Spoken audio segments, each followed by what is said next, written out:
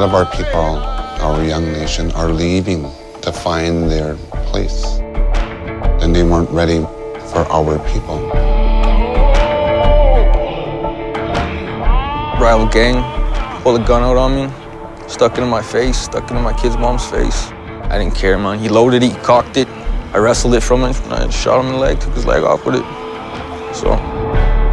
In their minds, I think they're forming a brotherhood of like-minded people, people that all feel disadvantaged and outcast or the outside of society, and they decided they were going to take theirs.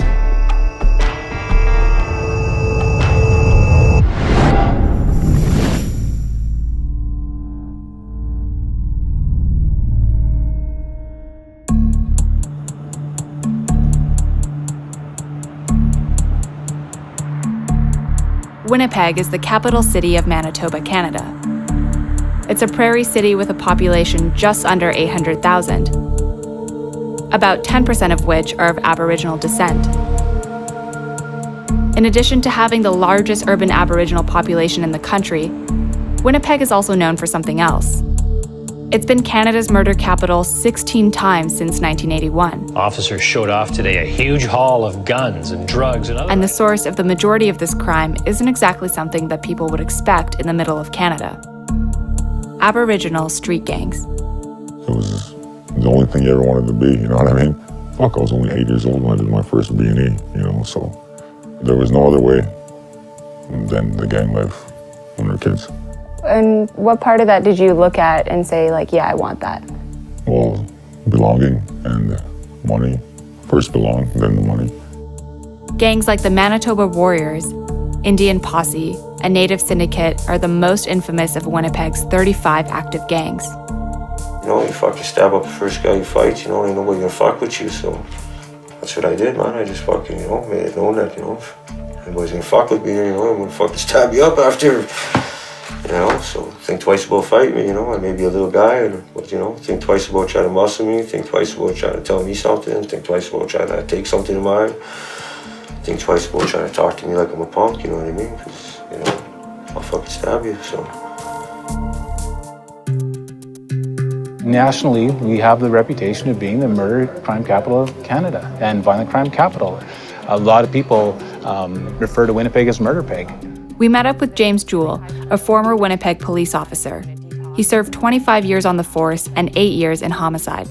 For someone who's never heard about Aboriginal gang violence in Winnipeg, how would you explain what's going on in the city to them?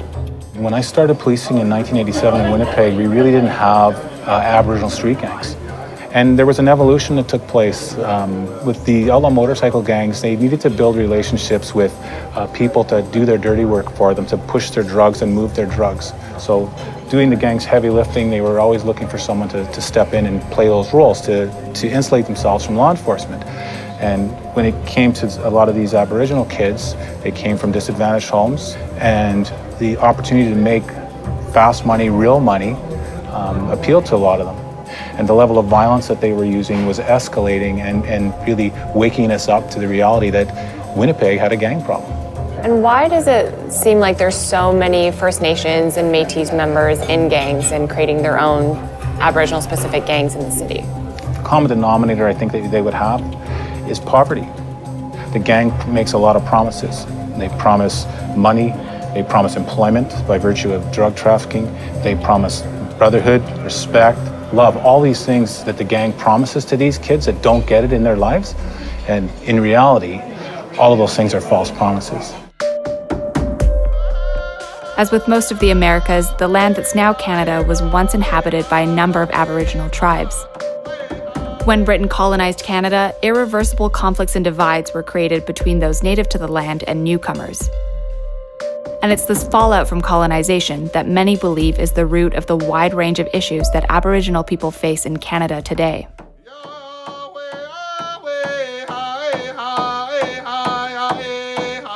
We went to the Saugeen First Nations Reserve outside of the city to meet with an elder and community teacher named Eric Korshen. My father, when I listened to his stories, they were independent. They had independent thinking. They didn't rely on anybody to feed them. They fed themselves. They looked after themselves, and they did it from the land. So what ended up happening was that the government kind of created this dependency, right? When they forced our people onto this reserve. In addition to essentially imprisoning Aboriginal people on reserves, Canada also systematically tried to strip them of their culture and way of life with the creation of what were known as residential schools. Indian residential schools were created as early as 1840, and by 1884, attendance was mandatory for all Aboriginal people under the age of 16. Large numbers of Aboriginal people's children were forcibly seized by the government and in my opinion, incarcerated in residential schools where they were told that to be an Indian was bad and they were prohibited from speaking their language or practicing their cultural beliefs separated from their families. We did this deliberately. Canada did this deliberately to try to eliminate Indians, to try to get rid of Indianness, to kill the Indian in a child, as one Ottawa bureaucrat put it. In the 1960s, Manitoba's hydroelectric projects flooded and devastated the traditional hunting and fishing grounds of Aboriginal people. That forced them to move in droves from the reserves to the city. Many of them arrived without job skills and settled in the poorest, most dangerous neighborhoods. My mom was in residential school at the age of 4, up until she was 16, and then she ran away from there. Bonnie's mother was one of the more than 150,000 children who were forced to attend residential school. While she was in residential school, she was abused, like physically, mentally, emotionally, wasn't allowed to speak her language. What would happen if she spoke her language? She would get beaten with a ruler or a whip, or they chopped off all her hair. So then when she was out raising us kids, she became an alcoholic. She didn't know how to deal with her abuse. And then all the abuse she went through, she would abuse us children. And then I grew up like that, not abusing my kids, but I became an alcoholic, a drug addict. I joined a gang because that's where I found security and probably identity, you had no idea about. I didn't know who I was. And how have you seen that, impact your son, for example? Look at him now, he's in a gang. The North End, Winnipeg's infamous inner-city neighborhood, is where Bonnie's son David grew up. We met up with him and his friend Ian. Both of them have been in gangs for most of their lives. We were real bad car thieves in the city. We was a notorious car thief here. Us two, high ranking. Yeah. They were on us every day. We used to, just for fun, we would park 10 cars, just chilling like this, just on the side. There'd be a whole group of us. We would take about 10 cars and we'll just smash them up, just crash into each other, just for fun, man. Just we didn't give a shit. I don't know. And how do you, how do you go from stealing cars to being affiliated with a crew? We were always affiliated. We started our own as kids, and everybody that was close when we were younger, we started our own, and we just went from there. And gradually, we moved on to a different gang as we got older. Bigger gang, yeah. What was the gang you were in when you were kids? The ones you started? Money Over Bitches. Money Over Bitches? Yeah. And what did you guys join after? Manitoba Warriors. Yeah. Yeah. So why did you start a crew when you were a kid? Is that even a thought in your head, or is that something you just did? We just did, man. Born into it.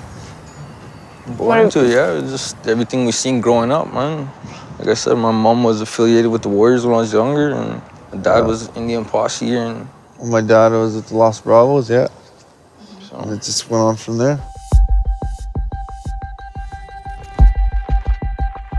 So when you were, growing up, going from starting your own crew to being a part of Manitoba Warriors, were you making a lot of money? Is that what you wanted? What's one of the big reasons that you'd be in a career? Money. Yeah? It's all about money, huh? That's what it is, yeah. At 16 years old, I owned 4 cars. I had dirt bikes, I had quads, I had everything. Yeah. Yeah, me too, 15, used the gold chains.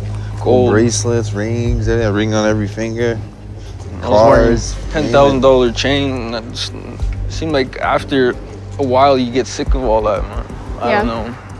Yeah, you grow out of that shit, right? Because you were just so fascinated by it as a kid, and now you just started to realize, and it's all heat. Yeah. attracts attention.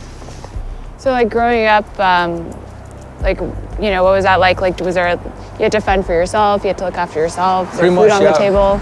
Yeah, Exactly what it is. I was paying my mom's bills at 13, 14, because she was so bad into her drug habit. Like, I pretty much raised my younger ones to a point until they were old enough to take care of themselves, so. Was that normal with most of your friends? Like most of your friends? Yeah, most of us, we were like that. We were providers. That's why we did what we did. Yeah. Because our parents weren't capable of doing it. What do you make of how some of these gangs are co-opting identity in their crew? So for example, they have names like Indian Posse, Native Syndicate, Manitoba Warriors, trying to take their culture and creating it into something different. Historically, as part of our nation, there is a process in life where we all are warriors, and we become warriors for the people. That teaching, that being a warrior hasn't left our people, but it's coming up within our young people because they form these relationship gangs. Unfortunately, it's built upon some out of our family networks that were damaged. But it all comes down to identity. What lots of our people are hungry for is that identity. In that drug life, gang life, that's there too. Experts say that continuing high dropout rates and little economic opportunity means that membership in gangs for Aboriginal youth could double in the next 10 years. The age structure of the Aboriginal population is much, much younger than the age structure of the population at large, and it's growing more rapidly. And so the factory in which these street gang guys are being manufactured, that factory just keeps getting bigger and bigger. And the kinds of things that are being done now to try to address the problem are futile. As a society, we're simply not prepared to deal with the source of the problem. And the source of the problem is the severe racialized poverty that we allow to continue to exist. It will continue to be violent. Young people will continue to kill other young people. They'll continue to be incarcerated. This story will just go on and on and on unless somebody decides to take some serious action dealing with the root source of the problem. Despite only making up 3% of Canada's population, about a quarter of incarcerated men are Aboriginal. David served 5 years at Stony Mountain Penitentiary. There, he only became more involved with the Manitoba Warriors. So where are we right now? We're at Stony Mountain Penitentiary. Yeah? This is where I did my 5-year sentence here. Yeah, and what did you do while you were at Stony? You were telling me about how you made money and stuff like that. There's a lot of drug activity. I made a lot of money in there. Did what I had to do to survive in there. Yeah. But it also helped being who I was with the crew, and so. But anyway, this is where I did my 5 years for shooting that guy. I feel like, you know, the reason why Canada has prisons is, you know, the idea is you go in there, you do your time, you think, you come out as a, you know, better person, and you're not going to be affiliated anymore. Do you think that's true? No, you actually go in there learning a lot more than what you knew before. Oh, yeah? It's not a place where you rehabilitate yourself. Some people, I guess, do, but a lot of it is just playing the system to get out of it. So. Aboriginal culture, identity, like, does that at all play into gang culture in Winnipeg? I don't think so. No? It's just, you know, for the select few, like, we do take interest in our culture and that, and we do learn the ceremonies and everything, but other than that, we just... But that's not going to necessarily keep you away from... No, because none of that's going to solve the poverty issue or the fact that you haven't had nothing to eat today, where I can go sit in a crack shack or something, sell some drugs, make a pocket full of cash, and then there you go. I got my new clothes, new shoes, stuff my mom's not giving me and shit like that. What do you think could be done to end gang culture in Winnipeg? It'll never end. Yeah. Plain and simple, never end. Never. For many, gang culture has become the only culture they know. Well, it's just me and my son, man. It's just me and my boy, yeah. I just take care of me and my boy, that's it. I don't give a fuck about nobody, no. I don't want him to be like me. But I don't really know how to fucking show them any difference, you know, it's kind of hard, it's, you know, it's like, it's on my skin, man, it's, you know, it's the way I talk, it's the fucking, it's my friends, you know what I mean, my kids' uncles are all my bros, they're all fucking gang members, you know what I mean, like, that scares me in a way because I don't know how to teach my son right from wrong because I myself don't know right from wrong, you know what I mean? Like I don't even know right from wrong. Like I do, but I don't, even though I don't want to show my boy that way of life, my boy's still gonna know what's up and he's gonna know what I am, and he's gonna know who he is, and he's gonna know this is how we do it here.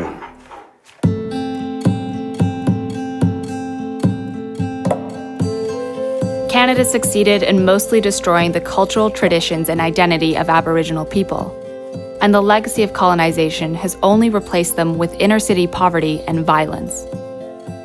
With the last residential school closing in 1996, the memory of segregation is still fresh in their minds. And unless the government does something to address the racialized poverty in urban settings, gang culture in Winnipeg will continue to erode the Aboriginal community from within.